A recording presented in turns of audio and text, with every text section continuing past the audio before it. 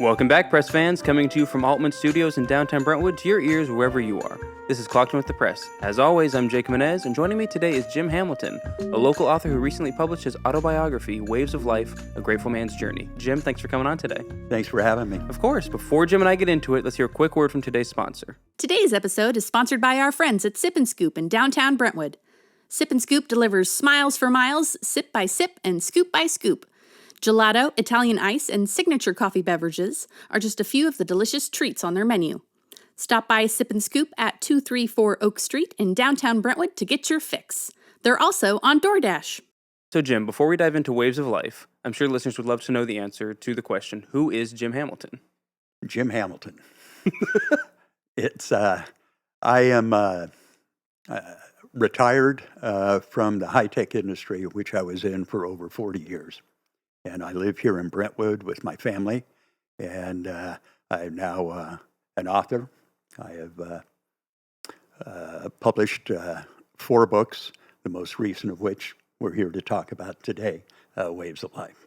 So you said you spent 40 years in the tech industry, so you haven't always been an author, obviously. What was the impetus that made you want to seek out and start writing? Excellent question.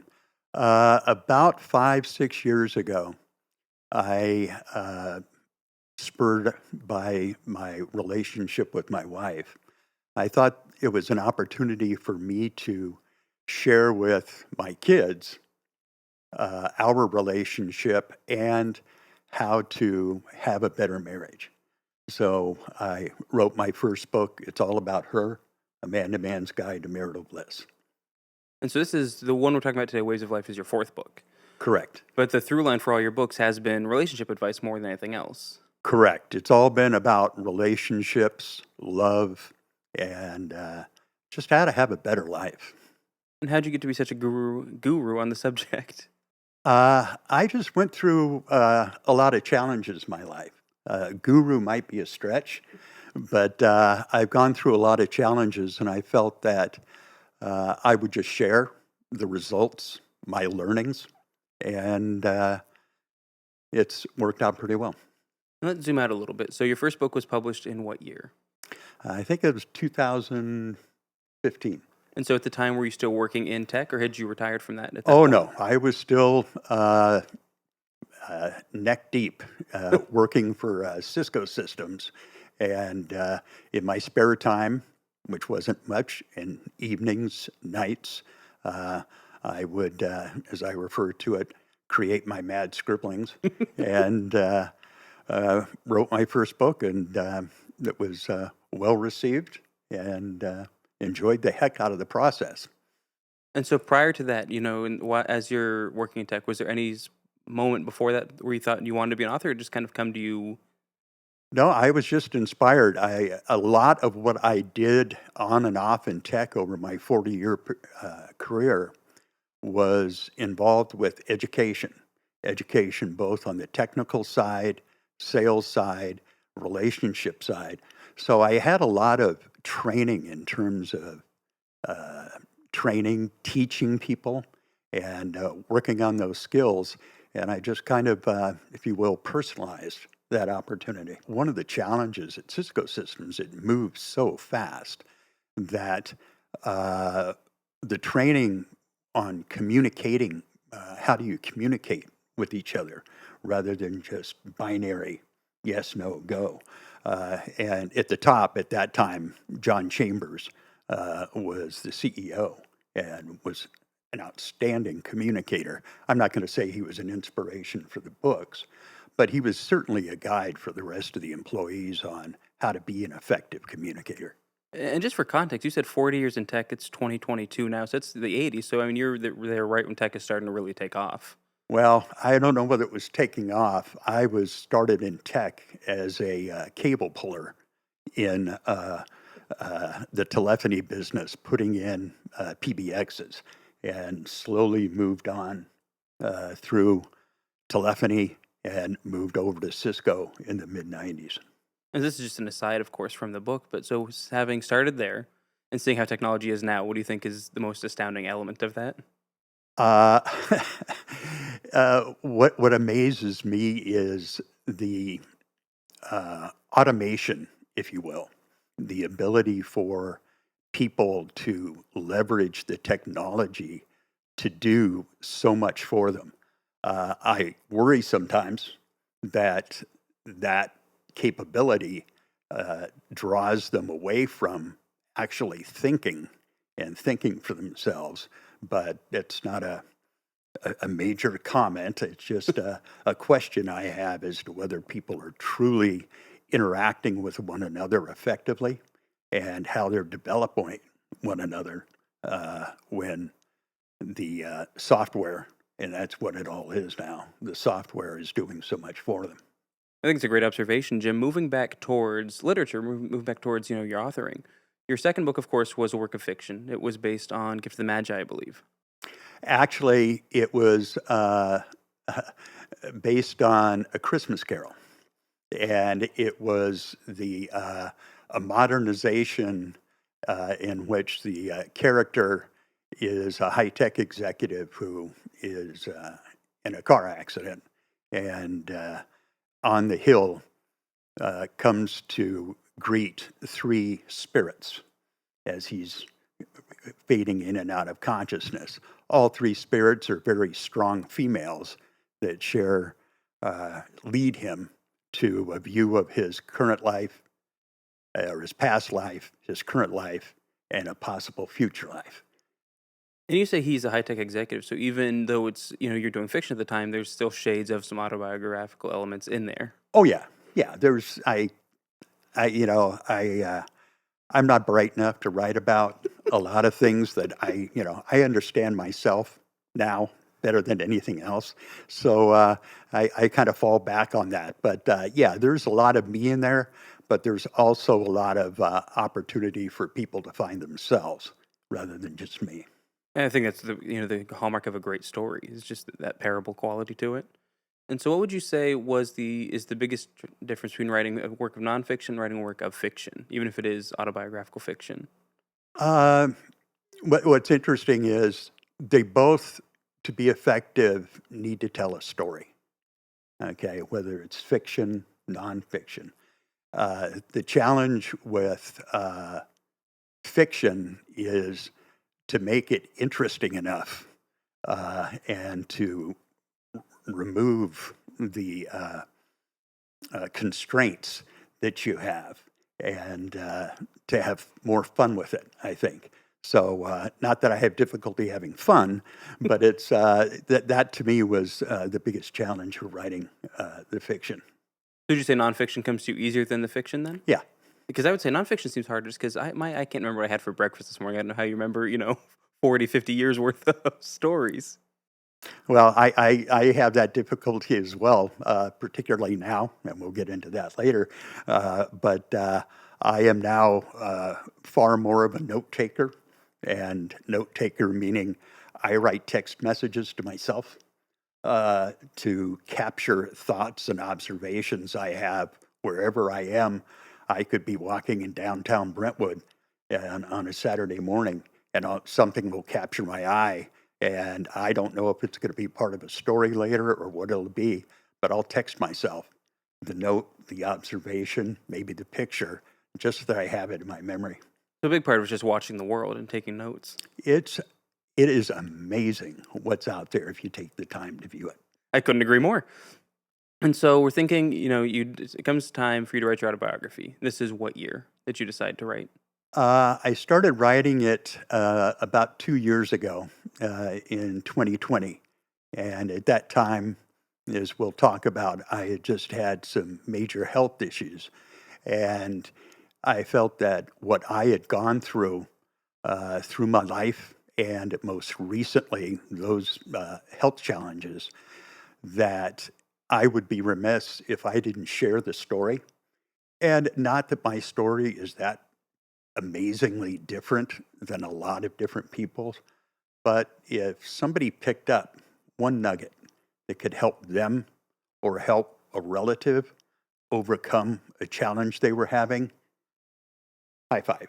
I'm there, and that's what I was trying to accomplish. And I think there is something to be said about having a more relatable story like that as opposed to an unusual one, because it is easier to see yourself in that story.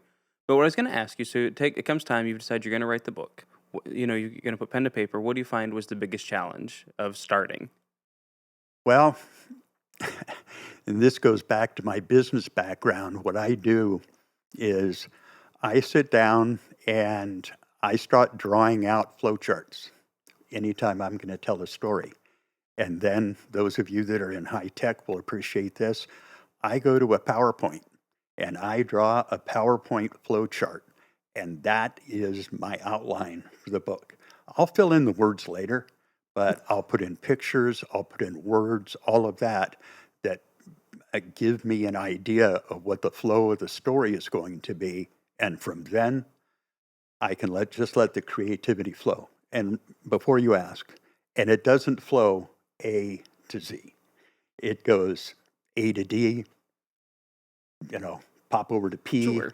T, and all over the place until finally you start getting a flow, and it just happens. You really put together the rough sketch of the outline, of the overview rather, and then just fill in, you might think of something for your childhood, you might think of something from last week, and then just fill in until you've got what you need. Exactly. And so if that's the challenging part, what would you say was the easiest part? What would you say was the most rewarding part of the whole experience? And she's going to get upset with me about this. The easiest part was to write about how fabulous my wife was through the last few challenges of my life. And she was so amazing in supporting me. And as I wrote the book, I became even more amazed at everything that she had done and what she had gone through. So that, I don't know if I answered your question. I think that answers it terrific. That's the one that jumped out at me as I was writing the book. You could say it's about me, but it's also, a tribute to her support. I think it's a terrific answer. I can't ask for anything better than that. I'll tell you what. So we're talking a lot about the book. I think we're kind of chomping at the bit to talk about the book in detail. Before we do that, we're going to take a quick commercial break here. One more thing from our sponsor. When we come back, Jim's going to share some stories from his life, including those hardships we've kind of teased, some challenges he's faced, his childhood, and you're going to want to stick around for this. Today's episode of Clocked In with the Press is brought to you by our friends at Sip and Scoop in downtown Brentwood. Sip and Scoop started out as a food truck, serving coffee, hot cocoa, and desserts on the go, but the demand was so high that they had to open a shop at 234 Oak Street. Here at Clocked In, we love Sip and Scoop. They're just a few doors down from our offices, and we're there often enough that they know our names and orders. It's like Cheers, but better, because there's dessert. Try their cold brew coffee, or choose a latte or Americano for a classic coffee drink that can't be beat. And we haven't even talked about their breakfast sandwiches and avocado toast. Have I mentioned the root beer floats and the iced lemonades? Those are my personal favorites. Okay, obviously, I could talk about food all day, but here's the point. You gotta go to Sip and Scoop. Visit them at 234 Oak Street in downtown Brentwood, or have Sip and Scoop brought to you wherever you are by DoorDash. Having an event? Let Sip and Scoop cater it. Give them a call at 925-684-7710 to find out more. Thanks once again to this week's sponsor. Let's get back into it. So, Jim, tell us a little bit about Waves of Life. Okay, Waves of Life is an autobiography that takes me from my idyllic childhood in 1950s, 1960s, Palo Alto, California. And it was, straight out of Leave It to Beaver is kind of the way I characterize it. And it was a wonderful life, family, 2 older brothers, and I was just living life. And then the first wave hit. When I was 13, my oldest brother, who was my hero, was killed in a car accident. He was 8 years older than I. And that was real tough for me. And I had a lot of challenges dealing with that. But rather than, the brightness of a 13-year-old, I said, no, I don't need any help. And I dove into my schoolwork, my swimming career, which I was doing very well with, and continued to work through that. Got a scholarship for swimming to UCLA, and everything was going wonderfully. And the second wave hit. Found out I had a bad heart, and unfortunately was forced to quit swimming but the school was phenomenal. I don't think they do this kind of thing anymore today. I acted as a trainer and assistant coach for them for 4 years, and they still paid my scholarship. But it hit me in college. I did everything that I didn't do in high school, and delved into alcohol, drugs, and rock and roll. And I really became pretty irresponsible. Somehow I got through college. I honestly, there's a couple of years, I have no idea how I did. And entered into high tech, and I got married, had a few kids, and everything was going well, except in my mid 20s, I started to recognize that my ability to handle alcohol, I thought was great. Everybody was doing it, but it was getting out of control. And finally, after a accident on the freeway down in Los Angeles that I didn't get arrested for, but should have, I went in and I tell the story about going into an HR person and demanding that I get help. And that was September 7th, 1985, and I've been sober since. And had I not done that, we wouldn't be having this conversation. And that really began an incredible life. And my career improved. I met Dora, the love of my life, and everything was going wonderfully. And then the next wave hit in my when I was 59, and I had a stroke. The stroke really, I'm a lucky person in terms of being a stroke survivor, because what the stroke identified was that I had 3 brain aneurysms, which are normally identified post-mortem. And I had a couple of major operations, one of which was 15 hours going in there. I can't imagine that they found enough to work with, inside there, but they did. And really what it helped me as I recovered from the surgeries, the stroke, what it really allowed me to do was take stock of my life and do an evaluation. And it's a shame that it took me till I was in my 60s to really become the authentic me. And that's the story. That's the story of the book, and that's the challenge I hope everybody takes from the book is to seek that opportunity. Yeah, I think that's terrific. Better late than never, but right? not to do it my way. Okay. And so we talked about the different hardships, but what was, another major factor of the book? Of course, I got a copy of the book right here on the shelf. I was thumbing through it. I was reading it. Another big element of the story was your sports influence and how that helped you get through some of these hard times. You want to talk about that a little bit? Sure. Yeah. George French, who was my swim coach growing up, and a group of guys that all got to national level swimming. One was a very high level Olympic champion, John Neighbor, some of you may have heard of. We were all part of a group that it was just almost magical, because we worked so hard and were so focused on not only our swimming, but our schoolwork and our discipline. And that training and what I learned from that enabled me to overcome the other challenges. The alcoholism, it took me a while to get through the active drinking, but when I finally started to recover, I called on that discipline and that strength. And similarly, when I recovered from my stroke and other things, I would recall on that and recall that, what did you go through before? How did you, view your life, and how hard did you work?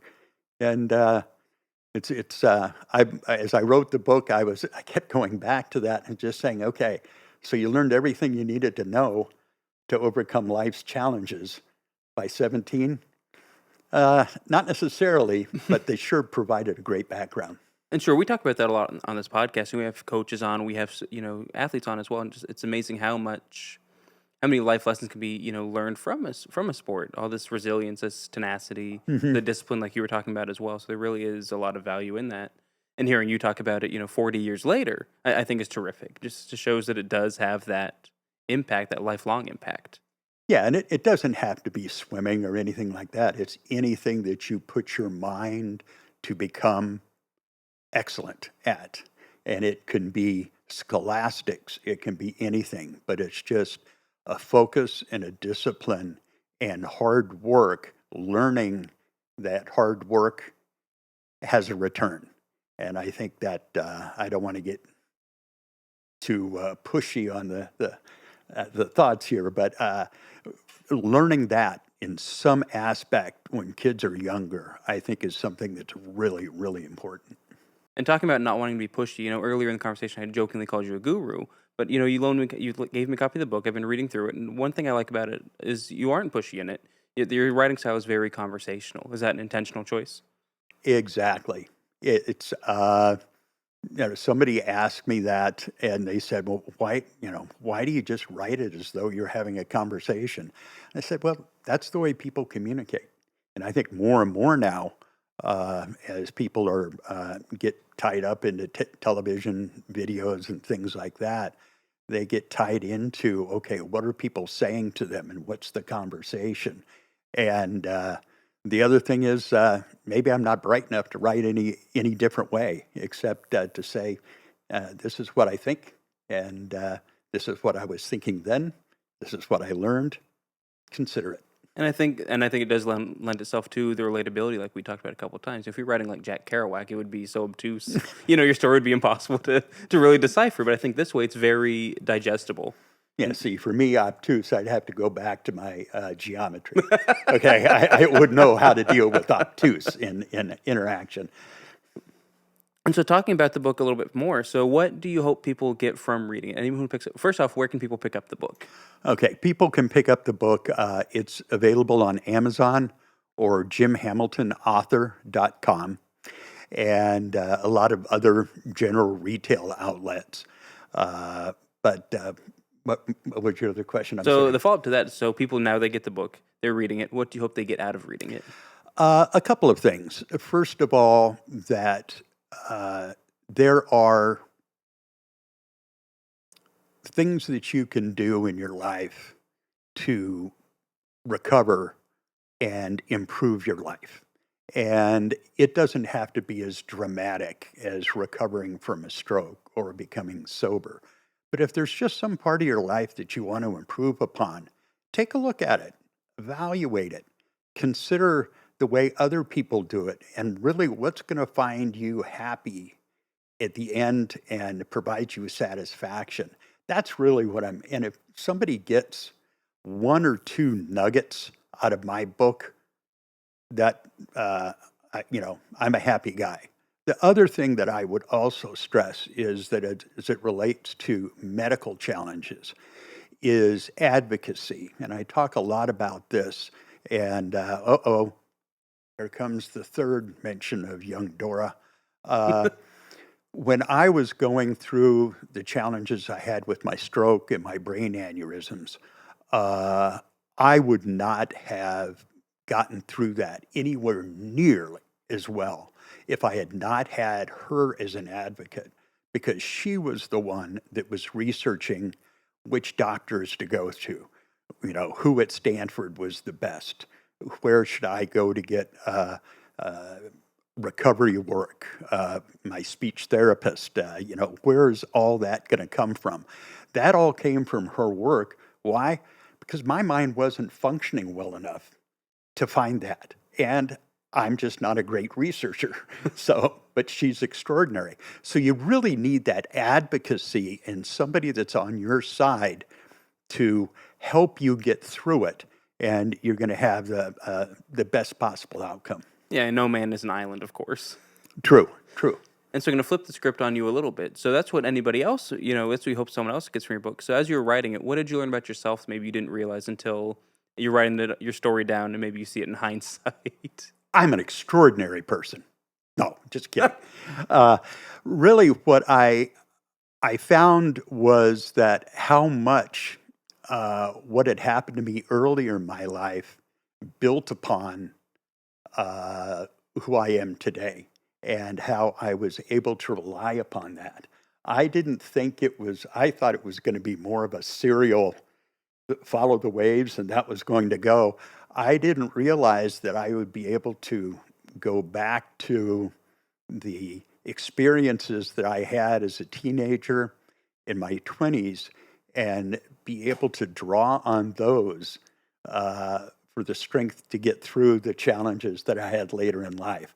So as a result of the book, it let me know that it was kind of an interesting flow. And so I think that's a great example. I wonder if readers or anyone listening even were just to go and trace the course of their life and just think how much they are a culmination of their experiences. It's not a bunch of isolated incidents. And if I could mention something to that point, Of course. Is that one thing that I hope people get out of this is that I think it's very important that everybody tells their story. And you don't have to write an autobiography, but I highly suggest that either write it down, record it for your kids and their kids so that they have some understanding of what their history is. Because we tend to live in the here and now and just keep looking toward, what is the next not drug, but the next excitement or the next high or the next entertainment. Take some time, document it. And you don't have to go through the huge history and don't make it, painful for you. But make sure that your family understands where they came from. And it's going to make their life a little bit better, a little fuller. Just that element of self-reflection. I like it. So before we go, Jim, is there anything that you feel you want listeners to know that we haven't talked about already? No, I think, again, it's just take care of yourself and make sure that the people around you know that you love them, okay? And take care of them because in the big scheme of things, and we'll be going through all sorts of tumultuous economic and political, I won't use the word I was going to use, challenges over the next few years. In the big scheme of things, that's not what matters. It's family, it's caring for one another, and it's love. That's it for today's episode of Clocked In with the Press. We appreciate you taking the time to listen in, and we look forward to speaking with you in future episodes. Once again, I'd like to thank Jim Hamilton for taking the time to join us this week to talk about his book, Waves of Life, A Grateful Man's Journey. And I'd also like to thank you, the listeners. If you'd like to read more news stories out of East Contra Costa, hit up our website at www.thepress.net or follow us on Twitter, Instagram, and now TikTok at thepress_net. Be sure to tune in this Friday for your local news and sports highlights, and be sure to rate us on whatever platform you're listening on. Have an idea for future guests? Email podcasts@brentwoodpress.com. That's my spiel. Thanks for listening. We'll be back next time. This is Jake. And Jim. Clocking out. Clocking out. Thanks again to this week's sponsor, Sip and Scoop. Remember that feeling of hearing the ice cream truck coming down the street as a kid? Bring back that feeling by visiting Sip and Scoop. They started out as a truck too, and now they have a brick and mortar shop right here in Brentwood, so you don't have to chase them down the block. Sip and Scoop has all kinds of high-quality desserts to satisfy any sweet tooth. Gelato, root beer floats, and iced coffees are just a few of my favorites. And the whole menu is available to go on DoorDash. Stop by their shop in downtown Brentwood and get your scoop on.